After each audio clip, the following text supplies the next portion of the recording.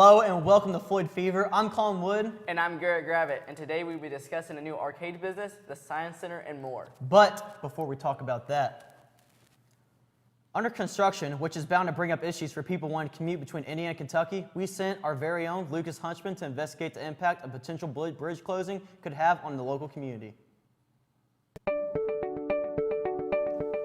The Sherman-Minton Bridge has served southern Indiana for over 50 years, and now it's time for reparations. We need to restore the bridge. But the problem we're facing is what is going to happen to the 90,000 cars that commute over the bridge daily. The cars will be forced to pass through either the JFK Memorial Bridge or Clark Memorial Bridge. For some, this will be a major detour.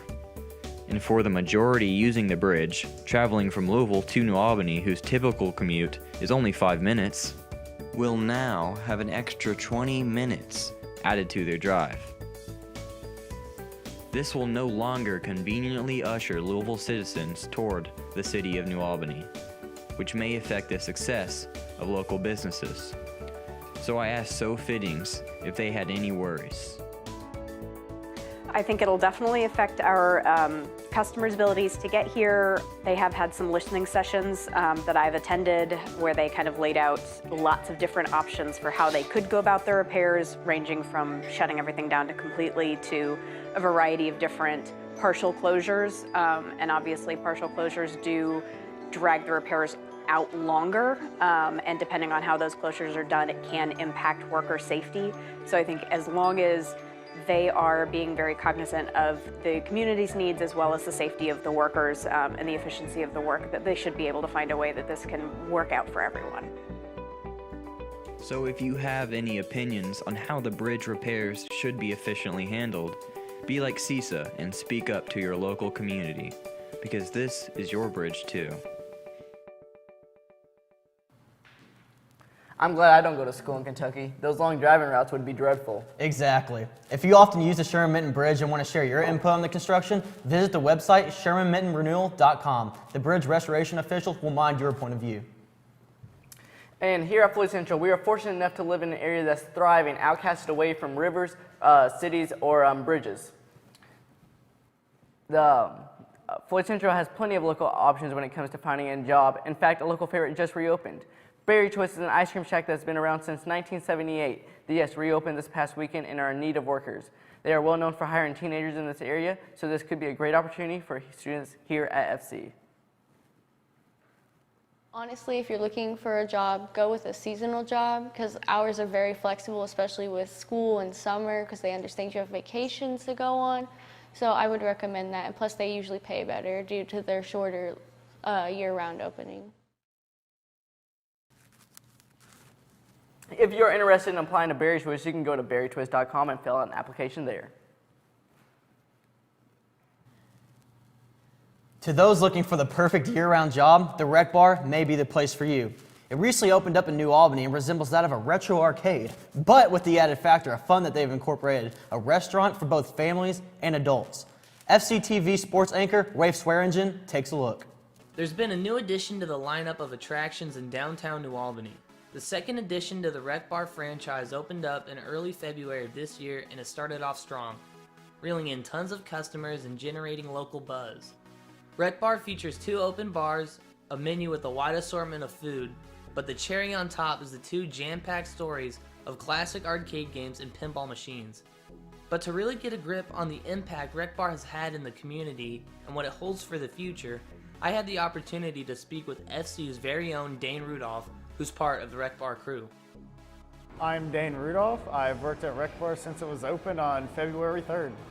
I work as a host, so my main goal is to make sure everybody gets a table and make sure we're not on an extremely long wait. The servers, everybody here is just so nice, and it's just a fun place to work. I've already made so many friends working here, and it's fun. Rec Bar is a family-friendly place. We love having everybody show up and just play games, have fun. That's what we're supposed to do. Yeah, there's a for sure an increase of people wanting to come to New Albany now that there's something new to do. and it's a fun place where people can come and have flashbacks of great times whenever they were kids. It's going to arcades and enjoying stuff. The second location is most definitely bigger. It's around 25,000 square feet of property.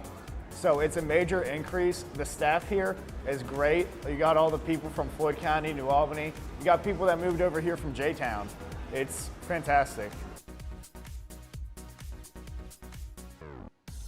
Rec Bar has created a bunch of more job opportunities for everybody. There's ranges of things you could do. We're still hiring. We would love to have more people on board of the staff. It's a great way to get started and have fun. Everybody's here nice and friendly. It seems that the community just can't get enough of this old school arcade and its off-the-wall food. If you'd like to see what Rec Bar has to offer you, check them out at the corner of Pearl and Spring in New Albany, Indiana. I'm Rafe with Floyd Fever. Back to you guys. Wow, that place looks like fun. We should go there after the show, Colin. Certainly. I've been waiting for them to open for what seems like forever, and they haven't disappointed me. I believe FCTV meteorologist Lucas Hunchman has ventured there quite a bit as well. You're absolutely right about that, Colin. Rec Bar is located in the center of downtown New Albany, which conveniently places it within walking distance from where I work. I have been noticing some rise in traffic lately. Some say it's a nuisance, but it could subsidize that lost traffic we're going to be getting from the bridge closure. But as for Floyd Central's traffic, the only traffic you'll be worrying about is that 230 to 240 traffic going up Old Vincent's Road to Highlander Point. As you see here, you leave the parking lot of school, goes up here, you hit the first stop sign, it'll stop your cars, move them all the way back, there'll be a jam all the way down Old Vincent's Road. Sometimes, rare though, it'll back up all the way to the exit of the student parking lot. As you see here, you'll leave, but it'll stop. You'll get jammed, and then this will even push traffic over to the left, and it'll clog the left exit. It just gets to a mess, everyone. Don't want that. But anyways, enough about traffic. We're moving into that weird transition of weather now. You know, it's getting hot. It's getting hot, but also those allergies are kicking in, so you got to worry about those allergies. But, you know, Sunday was the hottest day of the year, actually, 63 degrees Fahrenheit, which is awesome. Moving over to Monday through Thursday, it was a little rainy. It was a little nasty. We didn't like it. It was gross. But now it's Friday. It's getting warmer. It's getting hotter, but not quite yet. It's only 40 degrees. But now, Saturday, tomorrow, it's going to be sunny. It's going to be a whopping 49 degrees. Not as hot as it could be, because it could be like Sunday, which is 58 degrees, you guys. It'll be awesome. It'll be hot. Expect to hear more from your FCTV Chief Executive Meteorologist, Lucas Hunchman. Going back to Garrett, what do you think about this spring weather? The spring weather has been perfect. It's been great for my runs recently. But away from the weather, with that comes pollen. And pollen is an issue because it's in the air, and since it's spring break, it causes allergies, and that is not good for anybody. But with it not being spring break yet, many students are already thinking about their where they're going to spend their vacation spots at. And in this month's edition of Finding Paradise, I may have found the perfect place for both kids, adults, and even a weatherman. Running thin on money and need a short getaway? I've got just a solution.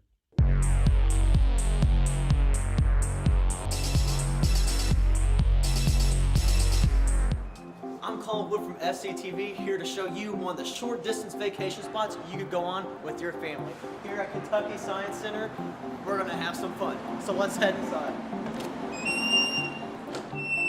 For only as low as $5, one of the best local places you can visit is here in Louisville at the Science Museum. It's a fun little activity for people of all ages to get away to, while also being local and cheap. So my favorite exhibit when I was a kid was actually that bubble machine, but now I'm about to go check out the chemistry section now that I'm actually grown up and gotten a degree. It's a great place. They have a lot of interesting things, and especially you come here as a kid, you come here as an adult, you can see what you've learned. The Science Museum here has so much to offer, including this amazing gift shop. There's so much to buy. One of the best things about Kentucky Science Center is it not only provides a fun activity for everyone, but it also gives a nice learning experience. You can learn about space, animals, weather, and more. If you're considering a fun, inexpensive activity to crush boredom, Kentucky Science Museum is the place to be. The museum looks like a fun way to learn. It definitely is a fun place to learn. And I think I'd pay attention more in class if we got to play with toys all the time. Well, actually, we do offer a similar experience here at FC. The Science Olympiad team is a group of students from FC who get together every Tuesday, Thursday, and Friday afternoon in order to build their math, science, and construction skills. They are eventually put to the test at local competitions against other schools. At these competitions, students take tests and construct their own experiments. The FC Science Olympiad team has had a lot of success in the past years, and they even got first place this year at the Ivy Tech Bloomington Regional. Science Olympiad is a competition that allows students to prepare for events in astronomy, geology, biology. They get to study for events that they might take tests on, and, like, compete against kids from other schools in those events. They might build something that they take to competition, like a vehicle that has to travel a certain distance, that they have to design and engineer, or a plane that has to fly for a certain amount of time. Speaking of programs with outstanding students, the art department has had a lot of success this past year. In fact, many of the students were able to have their own art pieces put on display at the University of Louisville Art Museum. Last Wednesday, Miss Applegate's students went on a field trip to the museum where they got to see their very own display firsthand. I think it's important to view artwork in person because we see screens all the time, and to really look at the textures and experience the vivid colors.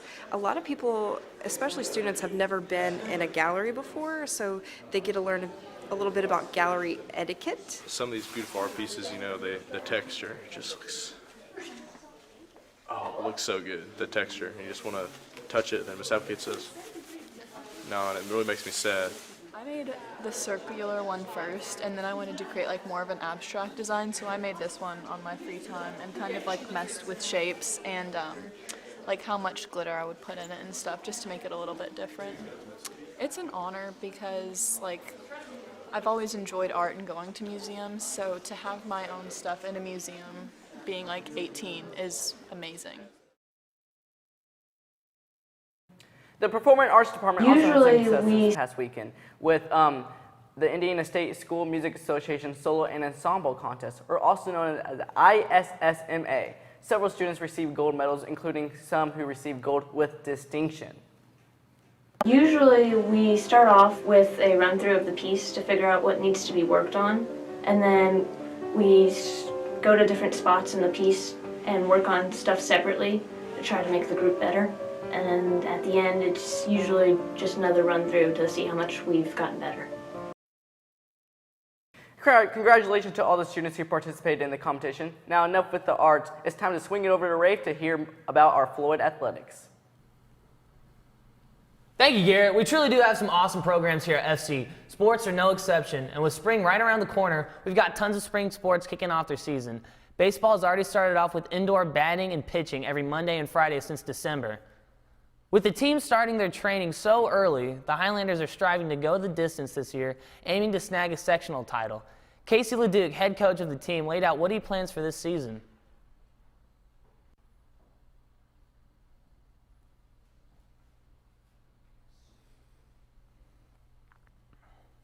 Playing for a school, playing for a community, running that program, seeing kids go from their freshman to their senior year, seeing how they develop, see how they get better, and then, then comparing yourself with other teams.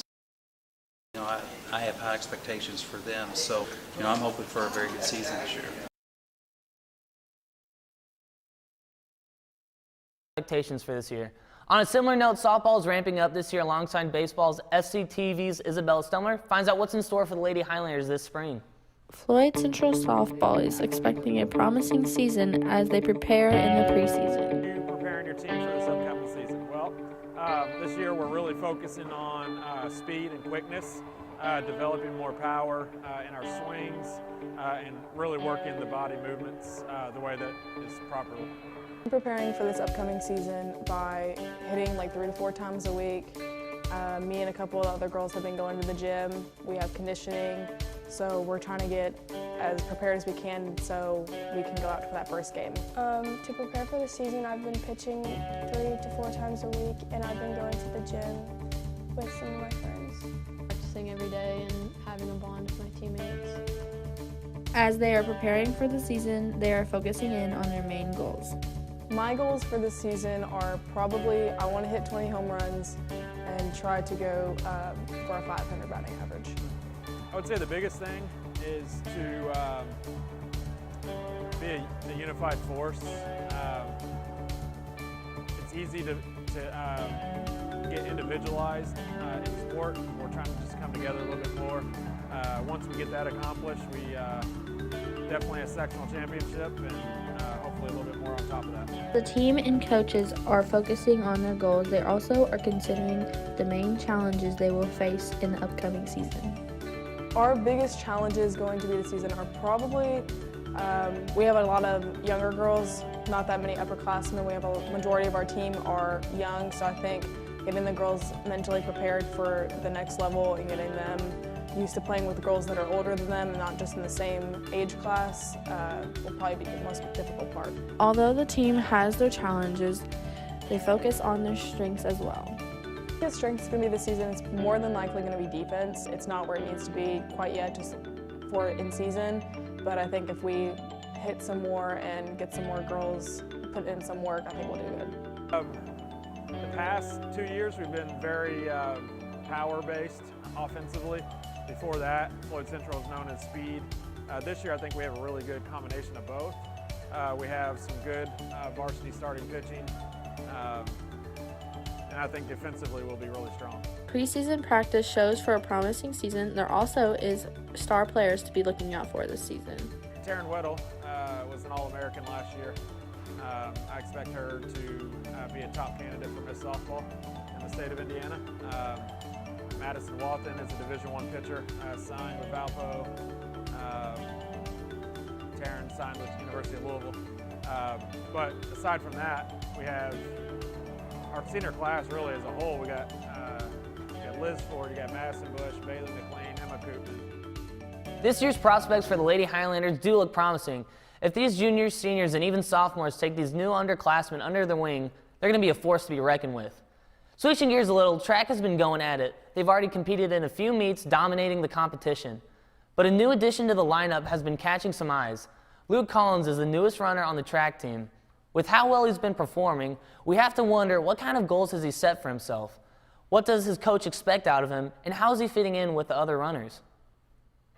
That aspect, he makes our team better. As far as in a meet, you know, I feel Luke should win majority of his races in the 100 meters, and that right there is 10 points every time. So he will help us many ways in winning multiple meets. In other news, a monumental victory was achieved by FC's Jonathan Curvin as he took hold of the Wrestling State Championship after knocking off all the competition in Indiana. Word around school is that after Jonathan defeated his opponent, he did a backflip. I want to know if that actually happened because that's an awesome way to finish a victory. I have word that Lucas has just arrived at the wrestling room. Lucas, what does Jonathan have to say? All right, we have FC's very own Jonathan Curvin, you know, state champion of wrestling, which is awesome. Do you think that this triumphant win you had will give you the motivation to push for, you know, national champion? Hopefully. I mean, I trained last year for Fargo, which is like the national tournament in the off season. Wow. And I mean, this year going into it, I mean, it should just give me more confidence in my training. So, there were rumors going around that you did a backflip after defeating your opponent, Briar Hall. Was this a power move to assert your dominance?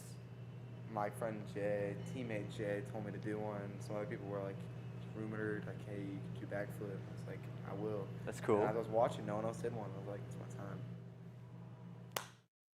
Nice, so he did end up doing a backflip after all. That's impressive. This goes without saying, but we're all proud of the accomplishments Jonathan and the wrestling team have pulled off. And shout out to all the other teams that competed as well. It takes a lot of guts to wrestle the new state champ. Let's see what's going on with Lucas back at the wrestling room. Not taking unnecessary risks. Oh, just like that. Pace in point.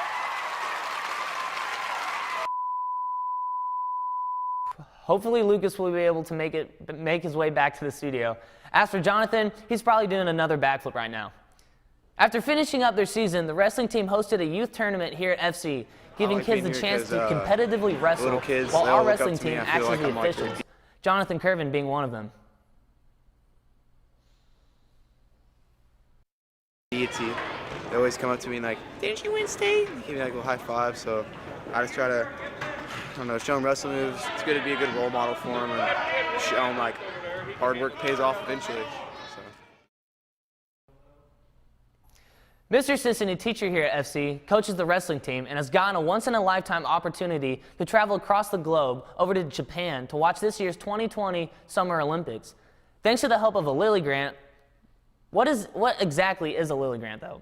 How will this benefit FC's wrestling program? Floyd Fever's Lydia Gordon sought out those answers.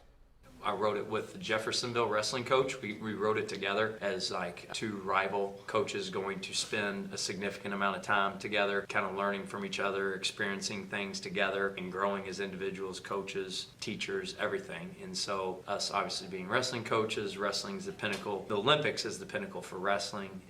And so, you know, I kind of asked him if he'd be interested in doing it, and he said yeah, and we wrote it together, and that's kind of the decision we made. So to wrap things up, we've got tons of spring sports on the way for this year, including baseball, softball, and track. Jonathan Curvin snagged the state championship for wrestling, and Mr. Sisson is going across the world to Japan for this year's Olympics. Now let's see what's going on back with Colin and Garrett. Thank you, Ray. Now in other news, the school board is constantly trying to make our schools a safer place, and recently came up with a plan called the Safety for Our Schools referendum.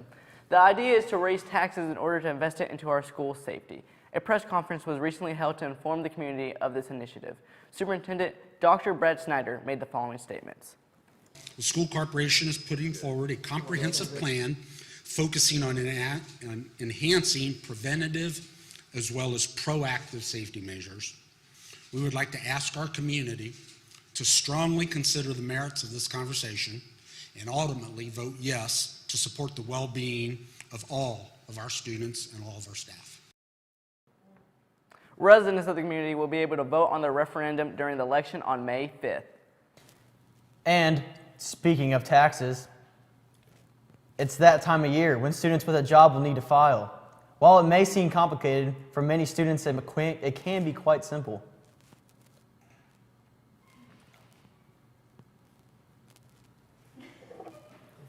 Most will need to fill out a form called a W-2 or a 1040. Those forms are then submitted to the IRS and confirmation will be sent back to you within the next 2 to 3 weeks. And if you still continue to struggle with your taxes, there are a variety of free websites out there that you could calculate them for you. And is it possible that you will get some of your money back via tax returns?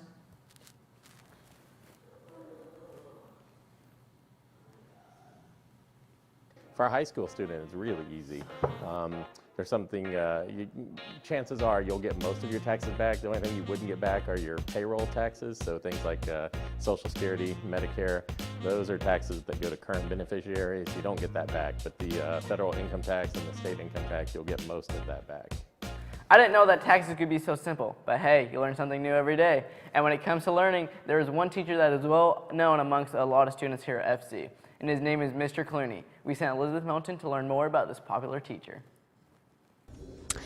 Everyone learns differently. Some people have to look at something and learn from that. Some people have to listen, and some people really have to get up and get going. Well, there's one teacher at our school that has really struck my attention, and that's Mr. Clooney, and that is for his wide range of teaching methods. So there's a lot of things that I try to do, but the first thing that I do is when the students come in, I try to do some form of a review, and the reason why I do that is because the research shows if you go over something that's new and difficult, you really need to rehearse it within the first 24 hours. And so I'll try to do something like a pair and share where they share with a partner, or I'll throw a ball around and ask questions that way, or I'll have people stand up, move around, and share ideas by that. But it's all about trying to make meaning out of the information. And that's not all. Mr. Clooney is known for his engaging lectures. Rather than just standing up in front of the class and speaking the whole time, Mr. Clooney has the students get up and walk around the room from time to time. Other days, he'll have an interactive experiment.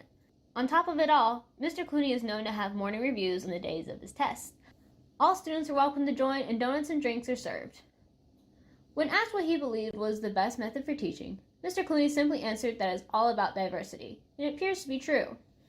You know, probably one strategy works really well for one student, and then something else works better for another student. That's why you want to try different things and mix it up, because it keeps more students engaged and allows them to kind of focusing on what works best for them when it comes to learning. And don't just take our word for it. We talked to one of Mr. Cloutey's students, J.D. McKay. Get like moving around and stuff in his class like we do a lot definitely helps me focus and do better in his class. Without that stuff, I would say I would not be successful in there. There is a variety of things that teachers can use in order to teach students. I hope that teachers will take something from this and be able to implement it in their own classrooms. I'm Elizabeth Melton, back to you. Well, we've learned a lot about a variety of things today. I may even take a trip down to the Science Center this weekend. I told you you'd want to go. Okay, I know. Well, weather's looking pretty good for this weekend, right, Lucas? Absolutely, yeah. Long story short, we're going to have a pretty warm weekend. It's going to be great. Nice. Anyway, it's been fun from all of us here at Floyd Fever. I'm Colin Wood. Along beside me is Garrett Gravitt, Ray Swearingen, and Lucas Hunchman. And this has been Floyd Fever.